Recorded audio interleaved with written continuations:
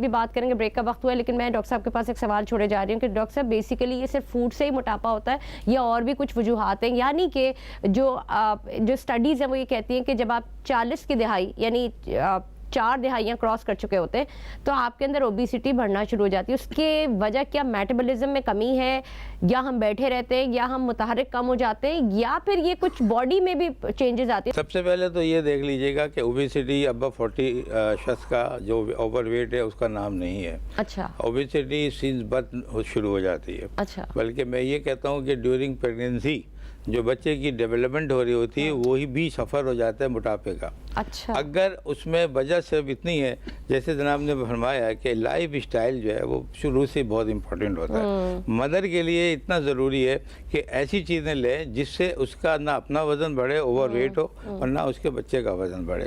हमारी चीज़ें वही बात है जो ग़िज़ाएँ हम खा रहे हैं, बर्गर और ये सब चीज़ें, इसी तरह की जो प्रेगनेंसी में जो लेडीज़ है वो भी इसी तरह यूज़ करते हैं। प्रेगनेंसी में तो इतना दिल चाह रहा होता है, कुछ भी खा ले, भूख अचानक से ऐसी लगती है तो उसकी वजह ये होती है। अब सही है, अब ये होता है कि जो बच्चा डिलीवर होता है वो बच्चा ओबेसिटी के साथ डेवलप होता है। अच्छा। समझे ना, उसका वेट जो यूजुअल वेट जो करते हैं 2.5 to 3.5 अच्छा, जो kg। नॉर्मल वेट वो कितना होना चाहिए? नॉर्मल 2.5 से 3.5, एवरेज 3 kg का मतलब है 5 kg, एवरेज 3 kg होना चाहिए। 3 kg होना तो चाहिए। ये होता है। अब यही बच्चे ओवरवेट का शिकार है। अच्छा, हमारे यहाँ भी 5 पाउंड का बच्चा नॉर्मल होता है, 5 साढ़े 5 पाउंड, जी हाँ, 6 यानी 5 से लेके 6 तक। जी हाँ, ओके, या 7 पाउंड। जी हाँ, 2.2 वैसे एवरेज लेते हैं ना उसका।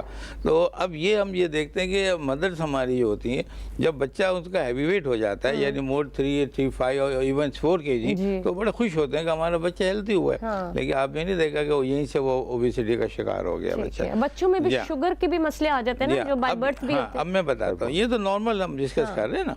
अब हम डिजीज पे जाएंगे ना कि ऐसी बच्चे जो ओवरवेट के साथ शिकार हो रहे हैं उनमें क्या चीजें हैं। सबसे बड़ी वजह उनकी शुगर की होती है, यानी डायबिटीज बच्चे होते हैं। दूसरी तरफ उनकी जो बीमारियां होती उनकी यूँ समझ लीजिए कि थायराइड यानी हार्मोनल इम्बैलेंस के अंदर बच्चे कुछ पैदा हो जाते हैं। कुछ बच्चे हमारे ऐसे होते हैं कि जो कंजेनाइटल यानी जीम यानी उनके जो जेनेटिक्स है वो उनके साथ जेनेटिक प्रॉब्लम के साथ पैदा होते हैं। उनमें ये नहीं होता कि आप माँ ने कुछ खाया था तो ये हुआ, वो जेनेटिकली जो है वो भी पैदा हो रहे थे। तो हमें ये देखना चाहिए कि ये बच्चे किस तरह डेवलप हो रहे हैं, और सिंस फर्स्ट डे से इलाज शुरू होता है। अच्छा। जी हाँ, फर्स्ट डे से इनका जो है आपने बच्चों की बात की, अब तो वो जो फॉर्मूला मिल्क आते हैं उसमें भी पता नहीं क्या चीजें होती है बच्चे को फुलाने वाली, बिल्कुल, क्या वो भी खराब होते हैं? बिल्कुल ऐसा खराब नहीं होते। आपके डॉक्टर साहब रुजू करेंगे, वो according to the body weight वो उसको रिकमेंड करेगा। अच्छा। समझे ना, हमारे यहाँ ये कभी देखे जैसे बाहर के मिल्क पी लेते हैं बच्चे, हम दूसरे देते हैं, हम मना करते हैं। आपका चेकअप बड़ा जरूरी है, इसीलिए हम माँ के लिए कहते हैं कि एंटीनेटर क्लिनिक जरूर ज्वाइन करो। इसी तरह बाद में कहते हैं पोस्टनेटर क्लिनिक खुद ज्वाइन करो, काउंसलिंग करो बच्चे के साथ, अपने साथ आपको क्या रखना है, क्या डाइट रखनी है हमने।